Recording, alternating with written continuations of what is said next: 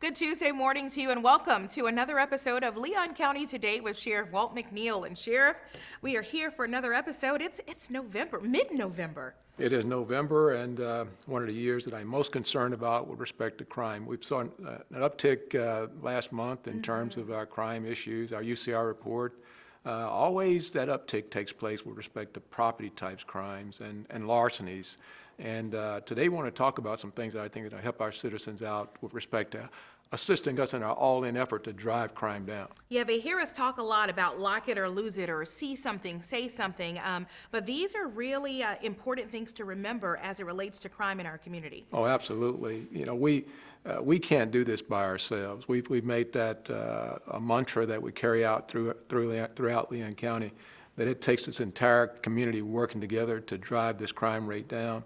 And one of the things that they can do is something that's going to be talked about in detail here this morning about our roles as sheriff's deputies and their roles as citizens in Leon County. And I'm excited to hear what's going to be shared here this morning. I think it's going to be very informative and hopefully with some good outcomes. Yeah, and that's what this is all about. You know, we're approaching the holiday season. Lots of people are out shopping and getting out in the community, spending money, and we get the tendency sometimes to get a little lax about our personal security. Yes, you know, I always talk about this being the robbery season, and I say it in large part because we start to put on more clothing, we start putting hats on, and now we've got the masks that we wear anyway, so it's going to be much more difficult to identify people who are trying to blend in and commit crimes. And that's why, again, this is so important. We want to make sure our citizens understand what to look for, what things they can do themselves to fortify themselves while they're out in the community. And Christmas is coming up, and all the shopping and the packages and all those kind of things, those all go towards increasing our crime problem. But we're going to hear some good stuff here today from our detectives about how we can do that. Yeah, and that's what this is all about, and we're really going to dig deep in today about some of these issues, things that residents can do to make themselves more secure, and also to help us in this fight against crime.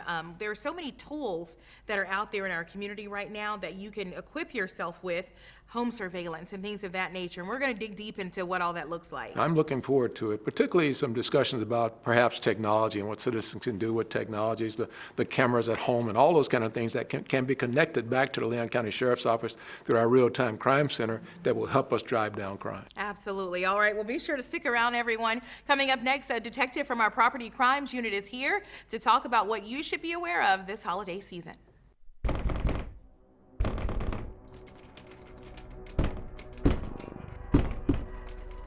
In times of stress, such as quarantine, what goes on behind closed doors can be terrifying, but you don't have to suffer in silence. Help is here. Love is not controlling. Love is not frightening. And love is not violent. Love is respect. If you need assistance or just want to talk, we are here. Contact the Domestic Abuse Hotline at 800-500-1119 to speak to someone in your area. For more information, visit thedvcc.org. I'm Andrew Saul, Commissioner of Social Security. Beware of telephone scammers pretending to be government employees. Real Social Security employees will never threaten you. Callers threatening you with arrest or other legal action and demanding money are not from us. If you receive a call like this, hang up, do not provide them with any form of payment or information. Report the call at oig.ssa.gov.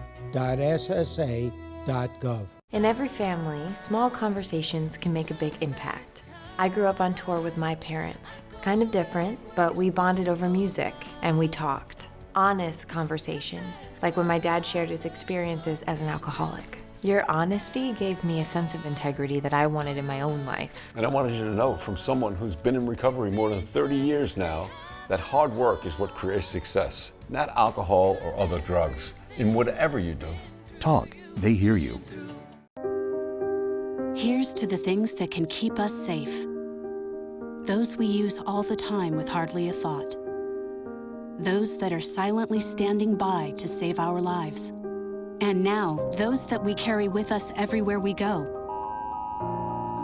Many mobile devices will now bring you wireless emergency alerts, real-time information directly from local sources you know and trust. With the unique sound and vibration, you'll be in the know wherever you are.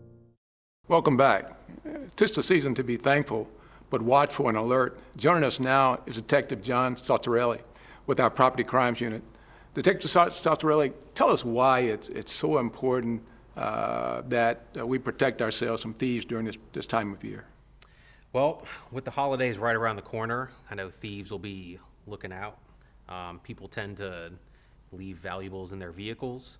And I know it's a season of giving, but we can't give thieves the opportunity to take all of our hard-earned stuff. So we all must remain vigilant, no matter what time it is, and just try to limit the opportunity of crimes to be committed. Now, one of the things that I talk about quite often is the robbery season. That's when we see people out, as you talked about, shopping and that sort of thing. What kinds of things can people do to protect themselves when they're out shopping, or even at home with burglars that are trying to case their houses, as we call it? Yeah, that's a very good point. So when people are out at the stores, out at the malls, doing whatever they need to do, if they have something in their car, make sure to put it underneath their seat so it's not visible. Or, the best opportunity or the best thing to do really is to just bring everything with you. If there's nothing in your car, then nothing can be stolen, right? And as far as being at home, that's usually when thieves take the opportunity to, to work their magic. So, a very important thing to do. I know you guys have the 9 p.m. routine. Yes. You got to lock it up. You got to lock those doors, because that's the whole term. It's called car shopping. When people go, just check car doors left and right in high density areas like apartment complexes, townhomes. They're playing the game of statistics. So if you have somebody hit 100 cars, chances are, they're gonna find a couple that are unlocked and get some loot, and that's really what they're looking for.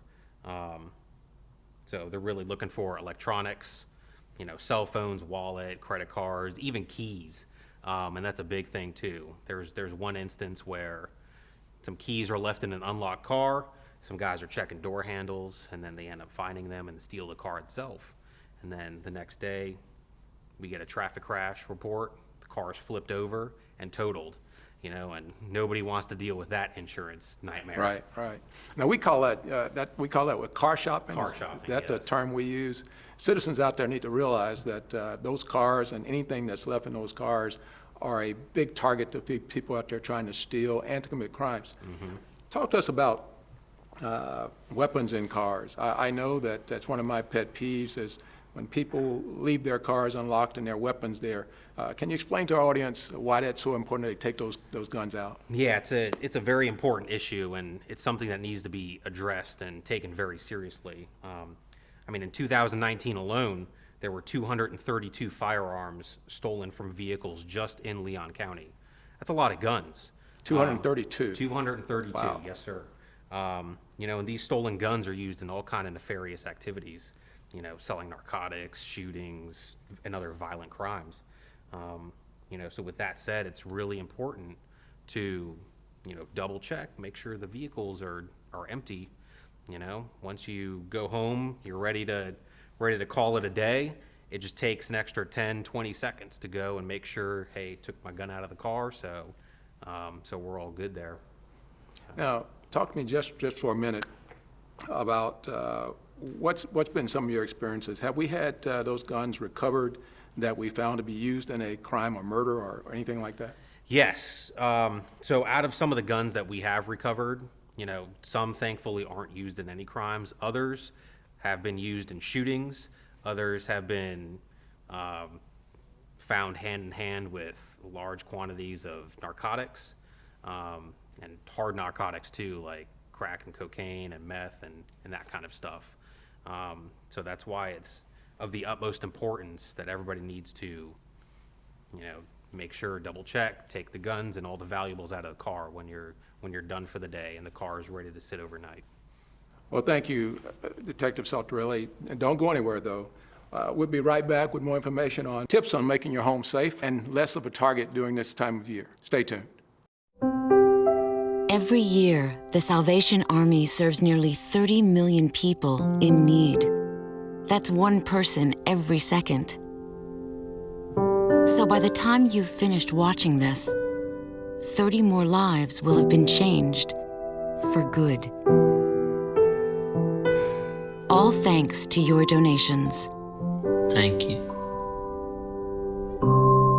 Give today.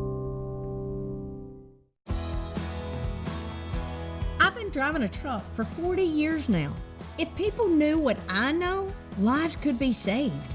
Like that trucks can't stop quickly. It takes my 80,000-pound truck 200 yards to come to a complete stop. So I always do my best to give a lot of cushion. It helps when other drivers realize that and do the same. Please give trucks the space we need so we can all stay safe. It's our roads, it's our safety. Why? Why do we ignore the things that give us pause, that seem out of place, that don't feel right? The answer to why defines who we are.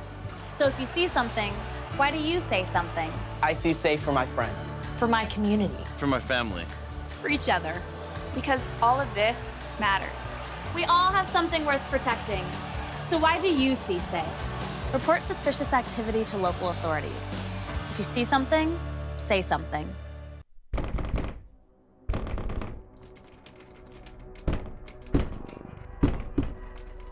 In times of stress, such as quarantine, what goes on behind closed doors can be terrifying, but you don't have to suffer in silence. Help is here. Love is not controlling. Love is not frightening. And love is not violent. Love is respect. If you need assistance or just want to talk, we are here. Contact the Domestic Abuse Hotline at 800-500-1119 to speak to someone in your area. For more information, visit thedvcc.org. We're back with Sgt Mike Wallace of our training unit. Sergeant Wallace, you've conducted many commercial and residential surveys as relates to burglaries. Can you tell us about, for our viewers, some of the things that they should do to make themselves less a target? So the biggest thing is environmental design, what their landscape looks like, and most definitely lighting. A lot of us have inadequate lighting, but most of us, when we look at our landscape, our shrubberies and our trees, they're either casting shadows and leaving places that the bad guys can, feel comfortable with hiding. So we, in the world of environmental designs as it relates to security, we often tell folks, you don't want your shrubberies higher than 2 feet, and you don't want your trees hanging lower than 6 feet. And that typically it makes your property look a lot better, but it also limits the ability of bad guys to hide. You know, I was talking earlier with Detective Saltarello, and I talked about the importance of video surveillance at homes. Can you talk about that more, how important it is to us? Absolutely, and probably the last 4 or 5 years, the neighbors, all of these applications of video doorbells, video systems that our citizens have in their various homes and businesses have actually helped us to solve crimes. And so now the technology has become very affordable, very easy to install, and those things will allow the user, the homeowner, to look at their smartphone and see what's going on at their residence, at their homes, and then that information a lot of times when they do, if they have to call us, law enforcement, we're given real-time information through our real-time crime center that what's going on, and can give descriptions and what's going on. A lot of times we're able to catch folks in the act. Sergeant Wallace, one of the things I talk about a bit is that we have this thing called neighborhood bingo, where the kids are in the communities and they're checking cars. And Detective talked about that, Saltarello talked about it a little bit. Can you explain more about why it's so important for our kids particularly not to have such easy availability? Well, the thing of it is that crime is in a triangle. So you have the intent, the capability, and the opportunity. And those as citizens, we have the opportunity to remove the opportunity or the capability. And in those things, we control it. So locking vehicles and taking little just small items out of your vehicles, and then, of course, the guns and electronics and things like that, If we take that out of the equation, then it's less attractive to some of our kids that have gone wayward and thinking maybe that a life of crime is what they need to do. And so, so many times we're seeing our juveniles getting to this of just going around car shopping, checking door handles, and they come up on something.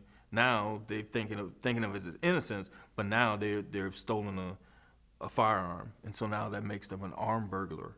So it does. It's a societal problem that all of us have a role to play, and it's what we have been doing the last few years of really trying to get that message out that all of these chains of events keep us in a situation where at some point we have to cycle through and break the cycle of this crime triangle.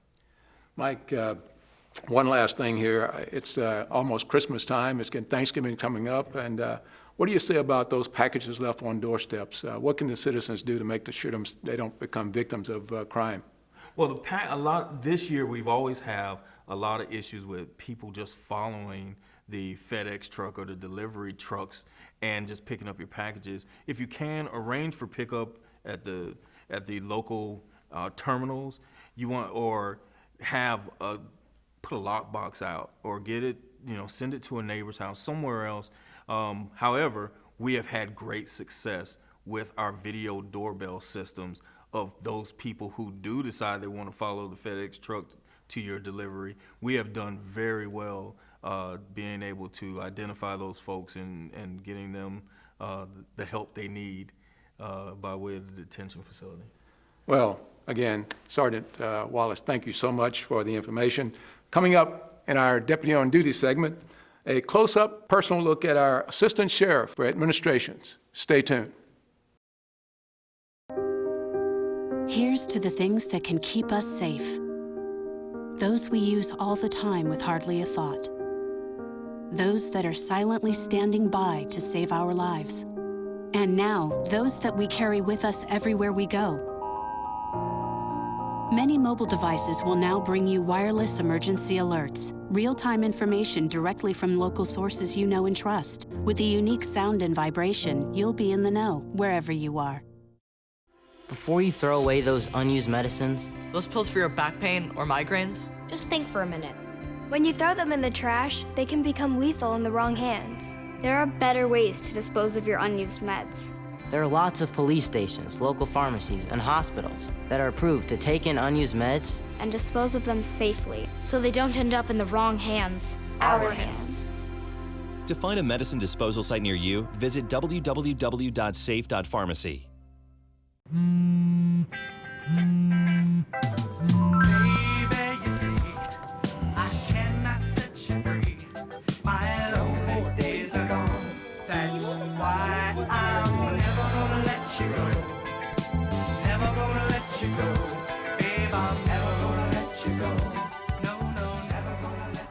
Here you go.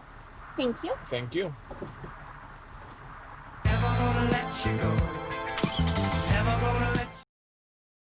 Really, it started at Leon County Sheriff's Office as a dispatcher right out of high school some 25 years ago, and started in dispatch and transitioned just prior to Police Academy, then went to corrections, worked in corrections for a couple of years, and then had an opportunity to be a deputy sheriff with Jefferson County Sheriff's Office and worked there.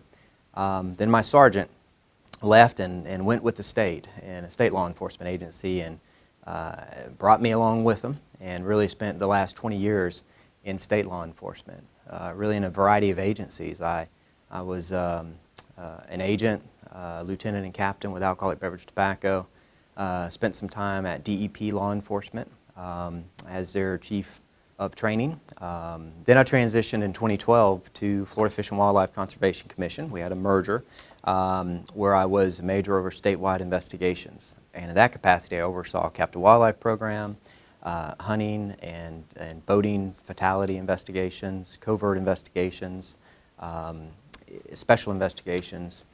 Then got a call to join the Florida Lottery as their director of law enforcement. And served in that capacity. And the lottery was really interesting because it really was the closest I've ever worked in a private industry. So it's a state agency, but it's set up to be quasi-state private. And I often look back and I say, you know, when I went to the academy some 25 years ago, I never thought my career would have taken me to the various agencies that it has, but it's really broadened, I think, my perspective, my background, and what I call diversity in thought, because I've seen so many different ways of doing things. Some good, some not so good. And then I've also taught in the police academy. I've taught since 1999 with the basic recruit law enforcement academies, and I also teach college. I teach criminal justice and political science. So it's been a very interesting career, but very rewarding. Obviously, we're going to ensure that the sheriff's objectives and goals are achieved. That's first and foremost. Taking care and developing the team is very important. Making sure that our team members are taken care of. And you're beginning to see a lot of those things start to happen. We're seeing our behavioral health unit. You're seeing certainly employee wellness programs. All those things are so critically important. Want to increase tools, equipment, and resources throughout the agency. I think we've done a very good job in recent years of doing that, and you're beginning to see some of these equipment and some of these resources deployed out to our members. Continuing to implement strong strategic goals and processes, I think, are very important. I know the sheriff talks a lot about being that world-class organization, and these are just the steps to getting to that point. Well, so I don't think I can define myself in one style of leadership. I think there's pieces of various leadership styles. Reflective is one thing that I've learned to be, and that's been something that I've learned, that you've got to reflect back on both the positive and the negatives. We all are certainly not perfect. I make mistakes every day, but I think you need to reflect back and look and say, well, could have done this situation better. So reflective is one. Servant, certainly, leadership is very important. You gotta serve with a purpose, both for the employees and for the agency and for the citizens that we serve. I think it's incredibly important. Willing to learn. That's probably the biggest thing that I have found in moving around to different agencies, is you can't come in thinking that you know it all, even if you've dealt with the situation, but you got to learn, and you got to sit back and you got to listen and see how things are done. And perhaps there's a better way of doing it, but perhaps the way it's being done is perfect. Maintaining high expectations. I maintain personal high expectations for myself, for my work ethic, and I certainly expect that out of my team. Certainly spending time with family. I'm a big family person. We got a small family, but I'm a big family person. Enjoy traveling, albeit I haven't been able to do a lot of travel in 2020, but more specifically, we love cruising. I believe the philosophy of working hard, but you also have to decompress and play hard, and I've always found that cruises is really that best opportunity to truly decompress and get away. So probably traveling is up there. Well, so working hard to support the sheriff, the men and women of the agency, and the citizens that we serve, I think is paramount. Certainly here simply to try to continue to make LCSO the premier agency that we are, and again, that world-class organization we talked about. I consider it a privilege to work here and to be here, and that our everyday goal should be as to how we can improve the agency and support the men and women in the organization.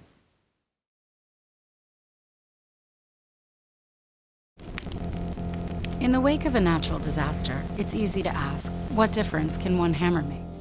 At Toolbank, we ask, what difference can we make with a hammer? We lend hundreds of tools to help communities respond and recover after natural disasters. But these tools do more than just clean up. They help restore hope, build communities, and foster opportunities to pay it forward. At Toolbank, we believe in making a difference, one community at a time. Some things in your medicine cabinet are more dangerous than others. When it comes to prescription drugs, opioid pain medicines can be addictive and even deadly. Half the people who misuse prescription pain medicines get them from a friend or family member. Be part of the solution. Go through your medicine cabinets, drawers, anywhere you keep unused opioid pills, patches, or syrups. Find out how to dispose of them safely. Visit fda.gov/drug disposal. Welcome back to Leon County Today with Sheriff Walt McNeil. We are wrapping up another episode, Sheriff, and learned a lot today about our Assistant Sheriff for Administration. Yes, we are very fortunate to get a man working with us of his caliber and his experience.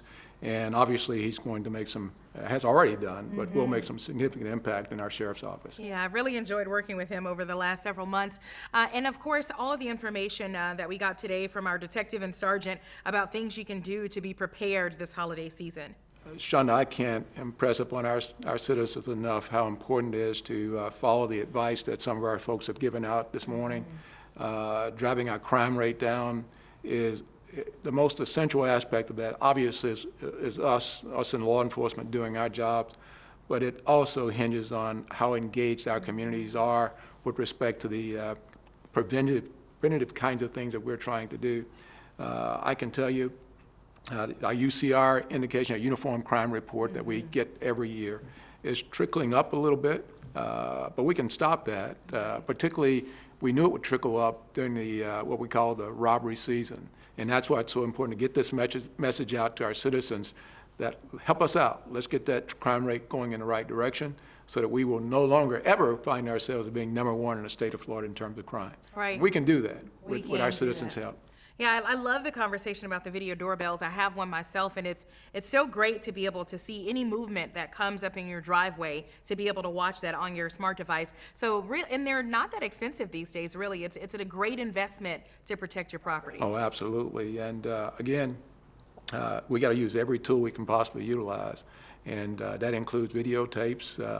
And I want to assure the citizens out there, we're going to get it down. It's just going to take all of us working together. And anything that you can do, the simple things of taking your packages and putting them under the seat, putting them in the trunk, all of that helps drive our crime rate down. Obviously, we often focus on the felony type crimes, the shootings and those kinds of things, and we should. But we also have to focus on the quality of life issues that I like to call them here in Leon County. And so I'm just looking forward to this holiday season. So we can be thankful, and as I said at the same time, let's be alert though. Absolutely. Thank you so much, Sheriff, and thank you all for joining us this morning. Have a wonderful day.